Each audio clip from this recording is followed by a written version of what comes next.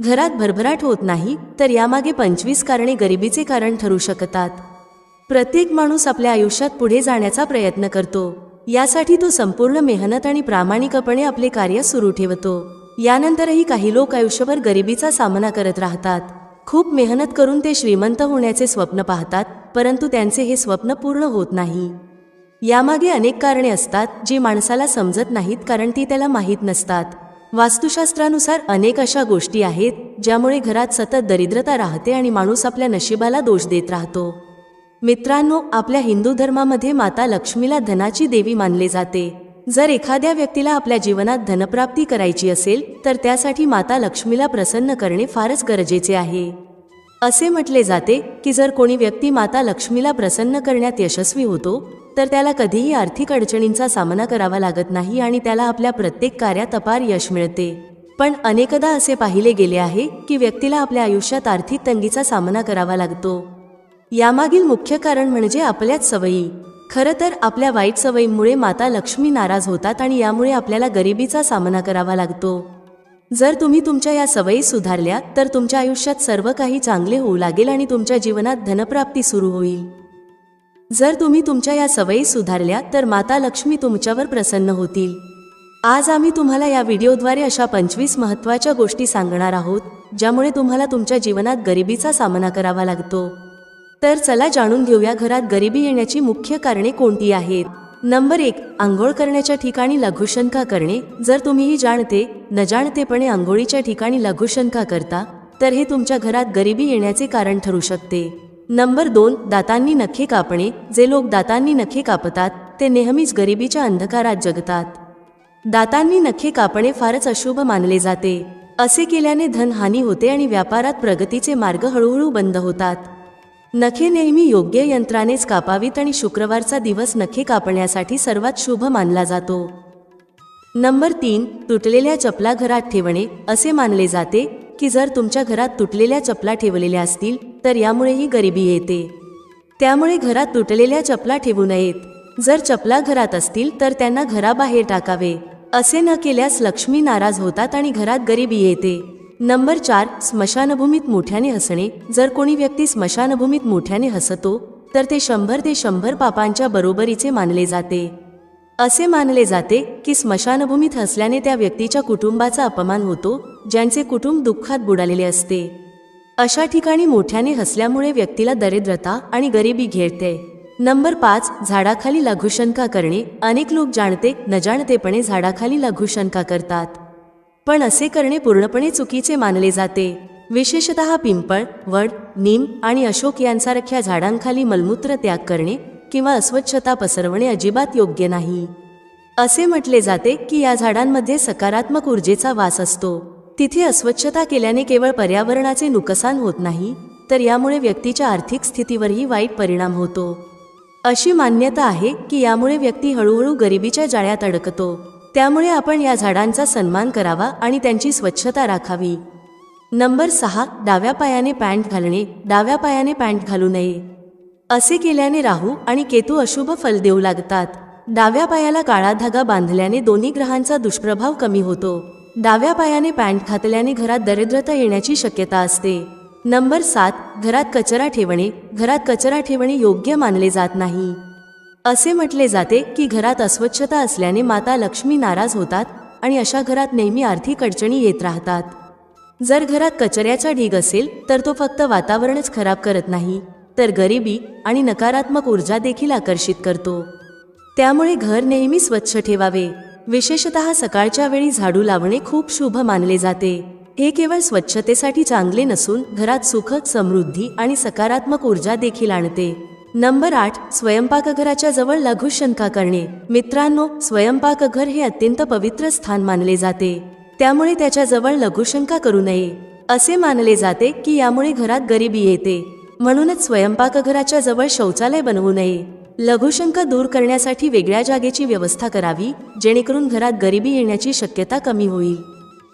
Number 9, अस्वच्छ बिछाण्यावर झोपणे। अस्वच्छ बिछाण्यावर झोपणे केवळ आरोग्यासाठी अपायकारक नाही तर ते घरात गरिबी आणि नकारात्मकताही आणते। त्यामुळे बिछाना नेहमी स्वच्छ ठेवणे आवश्यक आहे। जर बिछाना अस्वच्छ झाला तर तो वेळोवेळी नीट स्वच्छ करावा.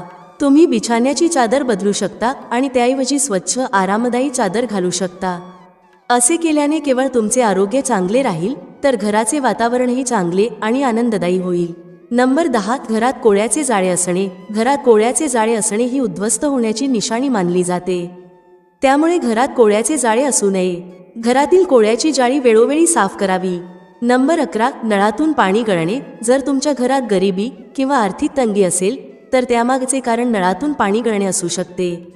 असे म्हटले जाते की ज्या घरात नळातून पाणी गळते तिथे संपत्ती टिकत नाही. जर तुमच्या घरातही नळ गळत असेल तर तो त्वरित दुरुस्त करा. नळ नेहमी व्यवस्थित बंद करा आणि तो अर्धा किंवा सैल सोडण्याची चूक करू नका. अशा छोट्या गोष्टींकडे लक्ष दिल्याने केवळ पाण्याची नासाडी थांबेलच नाही तर घरात सकारात्मकता आणि समृद्धीही राहील. नंबर 12. वासना आणि रागाने भरलेले असणे. जो व्यक्ती नेहमी वासना आणि रागाने भरलेला असतो त्याच्या आयुष्यात प्रगती हळूहळू थांबते. नेहमी वासनांमध्ये अडकलेल्याचे लक्ष कामात लागत नाही. यामुळे घराची आर्थिक स्थिती बिघडते. जो व्यक्ती रागीट असतो त्याला नेहमी काम मिळण्याची शक्यता कमी होते. त्यामुळे तो व्यक्ती हळूहळू गरीब होतो. नंबर 13. महिलांनी बसूनच केस बांधावे. शास्त्रानुसार महिलांनी केस नेहमी बसूनच बांधावेत. उभे राहून केस बांधणे अशुभ मानले जाते आणि असे केल्याने घरात गरिबी आणि दरिद्रता येण्याची शक्यता वाढते. त्यामुळे महिलांनी नेहमी शांत मनाने आणि बसूनच केस बांधावेत. हे केवळ शुभच नसते तर घरात सुख, समृद्धी आणि सकारात्मकता टिकवून ठेवण्यास मदत करते. नंबर 14. घरात पूजा न करणे. ज्या घरात पूजा केली जात नाही त्या घरात गरिबी येते. अशा अनेक घरांचे उदाहरणे आहेत जिथे पूजा केली जात नाही आणि त्यामुळे त्यांची परिस्थिती बिघडते. अशा घरांमध्ये नकारात्मक ऊर्जा वास करते आणि त्यामुळे कोणतेही काम यशस्वी होत नाही. तुम्हीही जर घरात पूजा करत नसाल तर तुम्ही पूजा केली पाहिजे. हे खूपच महत्त्वाचे आहे. तुम्ही कोणत्याही देवाची पूजा करू शकता. याने काही फरक पडत नाही पण पूजा केलीच पाहिजे. नंबर 15. संध्याकाळी झोपणे. संध्याकाळी झोपणे अशुभ मानले जाते. असे म्हटले जाते की यावेळी घरात दिवा लावल्याने आणि जागरण केल्याने माता लक्ष्मी प्रसन्न होतात. असे म्हणतात की संध्याकाळी माता लक्ष्मी प्रत्येक घरात एकदा तरी येतात. जर यावेळी कोणी झोपलेले सापडले तर माता लक्ष्मी नाराज होतात. त्यांची नाराजी हळूहळू घरात गरिबी आणि अशांतता आणते.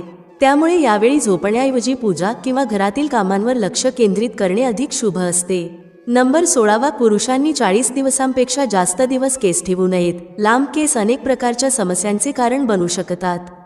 कधीकधी हे केस अन्नाद्वारे शरीरात जातात ज्यामुळे अनेक आजार होऊ शकतात. शगुनशास्त्रानुसार 40 दिवसांपेक्षा जास्त केस वाढवणे अशुभ मानले जाते. त्यामुळे वेळोवेळी केस कापणे केवळ आरोग्यासाठी चांगलेच नाही तर ते शुभही मानले जाते. नंबर 17. उलट झोपणे. मित्रांनो, अनेक लोक उलट झोपण्यात आराम मानतात पण त्यांना हे माहीत असले पाहिजे की ही सवय त्यांच्या आरोग्यासाठी खूप हानिकारक ठरू शकते. नंबर 18. रात्री पाणी उघडे ठेवणे. मित्रांनो, रात्रीच्या वेळी पिण्यासाठीचे पाणी उघडे ठेवणे योग्य नाही. ते झाकून ठेवावे जेणेकरून ते स्वच्छ आणि सुरक्षित राहील. नंबर 19. मेणबत्ती किंवा दिवा फुंकर मारून विझवणे. मित्रांनो, तुम्ही नक्कीच वडीलधाऱ्यांकडून ऐकले असेल की मेणबत्ती, अगरबत्ती किंवा दिवा फुंकर मारून विझवू नये.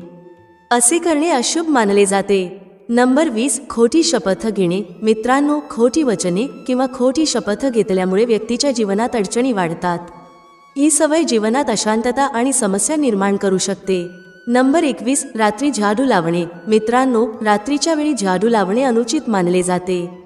असे केल्याने घरातील समृद्धी आणि सुख शांती नष्ट होते. नंबर 22. लसूण कांद्याची साल जाळणे. मित्रांनो, काही महिला लसूण आणि कांद्याच्या साली चुलीमध्ये जाळून नष्ट करतात पण असे करणे योग्य नाही. यामुळे घरात अन्नाची बरकत कमी होते. नंबर 23. साधू आणि फकीर यांचा अपमान करणे. जर तुमच्या घरी कोणी साधू किंवा फकीर आले असतील तर त्यांचा कधीही अपमान करू नये. असे मानले जाते की यामुळेही तुमच्या घरात गरिबी येते. साधू आणि फकीर यांना काहीतरी दान द्यावे. काही दिल्याशिवाय त्यांना घराबाहेर पाठवू नये. असे मानले जाते की कधीकधी एखादा सिद्ध साधू जर तुमच्या घरात आला आणि तुम्ही त्याचा अपमान केला तर त्याचे शाप तुमच्यावर लागू शकते आणि घरात गरिबी येऊ शकते.